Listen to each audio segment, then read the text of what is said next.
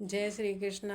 राधे राधे। आप सब कैसे हैं? आप सब अच्छे होंगे, बढ़िया होंगे।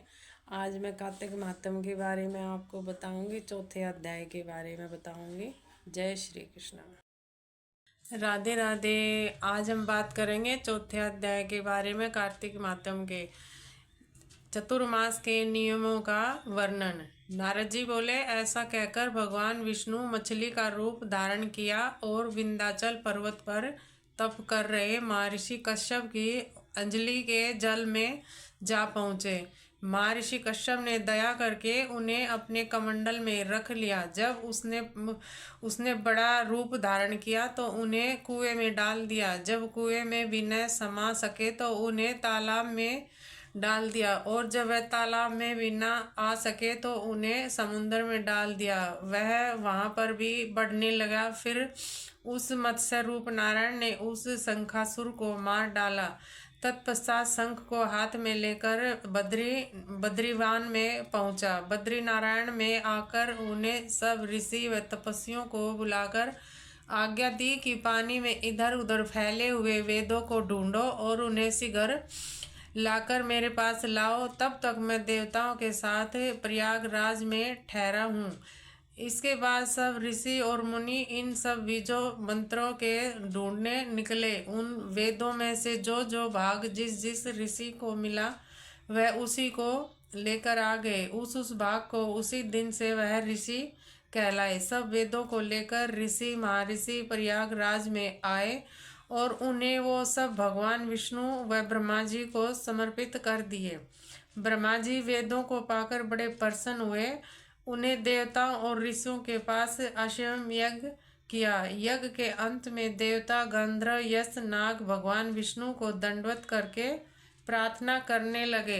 देवताओं ने कहा, हे देव जगन्नाथ, हे प्रभु, हमारी प्रार्थना सुनो। हम लोगों के हर्ष का समय है, इसलिए आप हमें वरदान दीजिए कि नष्ट हुए वेद पुण्य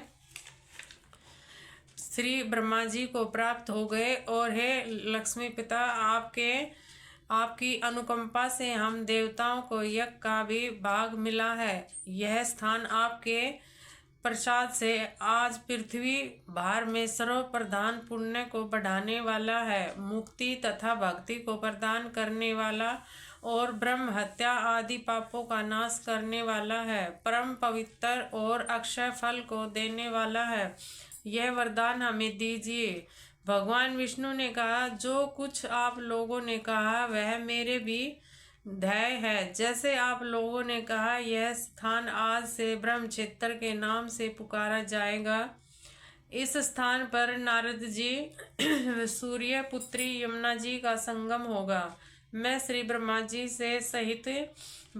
सहित यहाँ पर निवास करूँगा। यहाँ पर किए हुए जप तप दान पुण्य बहुत फलदायक होगा। पहले जन्म में किए हुए पाप ब्रह्म हत्या आदि भी इस तीर्थ राज में स्नान करने से नष्ट हो जाएंगे। जो लोग अपने पिता आदि को वहां लाकर तर्पण व श्राद्ध करेंगे, उनके पिता मेरे स्वरूप को प्राप्त करके वह तीनों लोकों की मुक्ति को प्राप्त करेंगे।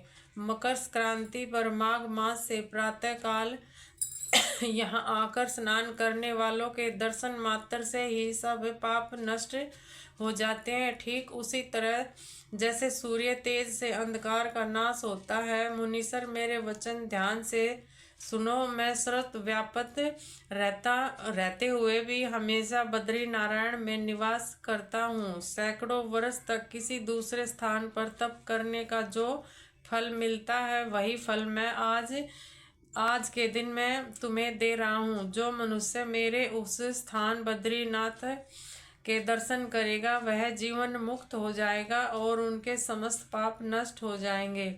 सूरज जी बोले, ऐसा कहकर भगवान विष्णु अंतर ध्यान हो गए और देवता गण भी अपने अंशों को वही छोड़कर चले गए। जो मनुष्य इस कथा को श्रद्धा पूर्वक सुनेगा या सुनाएगा वो समस्त बद्रीनाथ जाने के स्नान के बराबर ही फल पाएगा।